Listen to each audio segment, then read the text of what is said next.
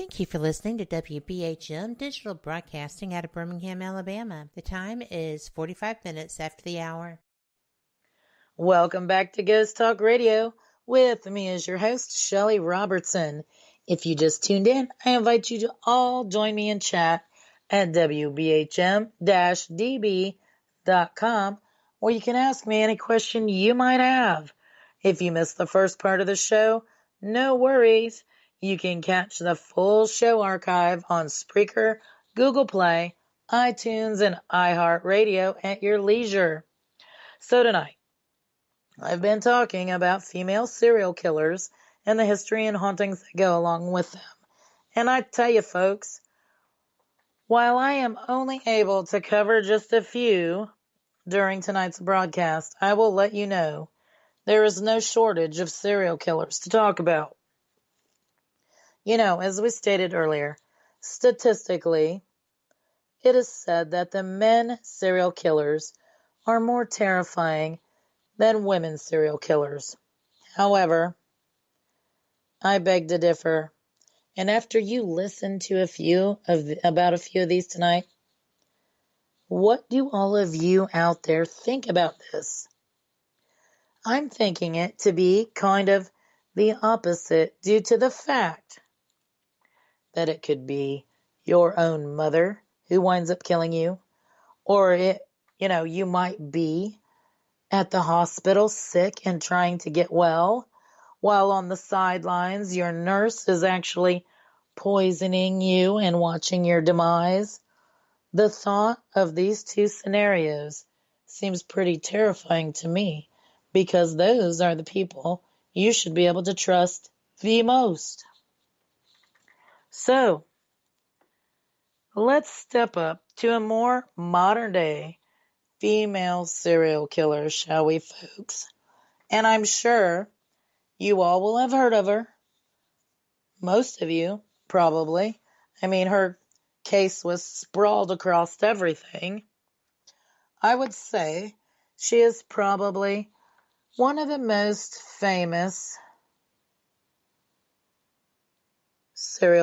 female serial killers, and that is none other than Eileen Wuornos. I know you've heard of her. There have been documentaries made about her. She made a documentary with herself prior to her execution.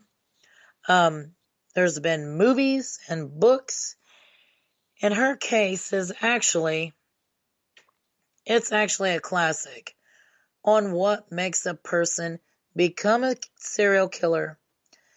The crime sprees that she had through her whole entire life and her history, and the case itself is quite detailed. She was born February 29th, 1956 in Troy, Michigan. Now, Eileen, she never met her father. He was incarcerated at the time of her birth, and her father was actually diagnosed with schizophrenia. Later, her father was convicted of sex crimes against children, and eventually he committed suicide by hanging himself in prison on January 30th, 1969. So, and I've always thought that, behavior is not just learned, it's also inherited. Because I've seen cases where people have been adopted out and maybe later found their adopted parents, their real parents, or biological parents, but the habits and mannerisms are the same. I think some of this is inherited behavior. And then, of course, with circumstance, it just amps it up, So, in January of 1960, when Eileen was almost 4 years old, her mother, Diane, abandoned her and her brother. All right? She left them with their maternal grandparents, who legally adopted Keith and Eileen in March of 1960. By the time Eileen was 11, And this is just craziness. What 11-year-olds think about this unless they have, of course, been abused? Eileen began engaging in sexual activities in school in exchange for cigarettes, drugs, excuse me, and sometimes even food. And this is something else stunning. She also engaged in sexual activities with her brother. She had stated that her grandfather was an alcoholic and he sexually assaulted and beat her when she was a child. When Eileen was 15, by this time her grandmother passed away of liver failure. She had had a baby out of wedlock and it was put up for an adoption, and she had also quit school. And this is when her grandfather finally threw her out of the house, and she began supporting herself as a prostitute, and she began living in the woods near her old home. Quite sad, right? In 1976, Eileen hitchhiked to Florida, where she met this 69-year-old man. His name was Louis Fell, and he was a president of a yacht club there, okay? So he was a big to-do and had a lot of money. So they got married quickly, and their marriage announcements was printed all over the society pages, and everything was grand, right? And it looked like, things could have made a fantastic turn for Eileen, but there was a huge age gap there, and that may be for lack of father figure. What had happened was, while they were married, she started getting into several confrontations at a local bar, and finally she was arrested, and she was briefly jailed for assault, and she even ended up assaulting her 69-year-old husband with his own cane. So this caused him, of course, to get a restraining order against her, and this was all within a few weeks of their marriage, which is very sad. Now, in all, there were 7 men who were killed within a period of 12 months, all right? There was this guy, Richard Mallory. He was 51, and this happened in November 30th, 1989, and it was in Clearwater, Florida, and he was Eileen's first victim. He was even a convicted rapist himself. Now, December 13th, his body was found, and he had been shot several times. 2 bullets to the left lung were found, and that ended up being the cause of death. And this is the killing that condemned her to death, all right? And she stated that she killed him totally in self-defense, that he was actually trying to rape her. Now, we're going to move on to June of 1990. There was this other guy, David Spears. He was 43, and his naked body was found along Florida State Route 19 in Citrus County. He'd been shot 6 times. Then we're going to move on. There was Charles, and he was 40. And on June 6, 1990, his body was found in Pasco County.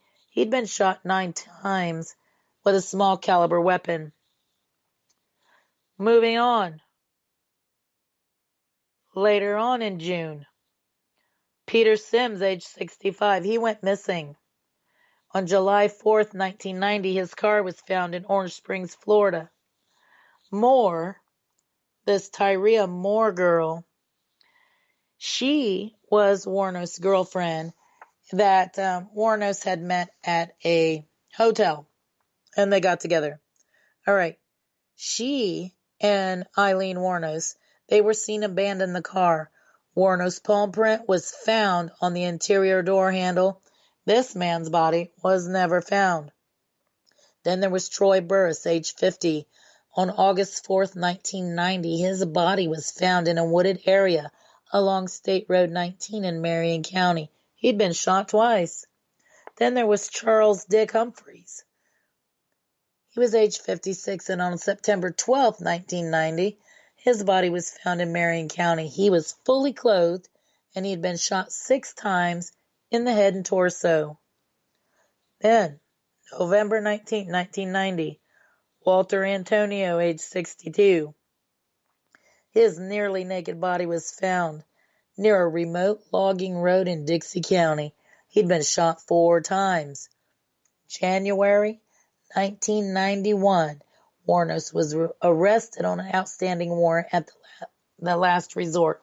And the Last Resort is a biker bar in Volusia County. Police located Moore, the girlfriend, the next day in Scranton, Pennsylvania, and she agreed to elicit a confession from Warnos in exchange for immunity from prosecution. She made numerous telephone calls to Warnos, pleading for her help in clearing her name. Just 3 days later, January 16th, 1991, Warnos confessed to the murders. She claimed the men had tried to rape her, and she killed them all in self-defense. Right? Now, that's absolutely crazy. Make a long story short, she ended up confessing to all of these murders. She was convicted. She was given 6 death sentences, right? And she was incarcerated at the Florida Department of Corrections on death row for women, then transferred to Florida State Prison for her execution.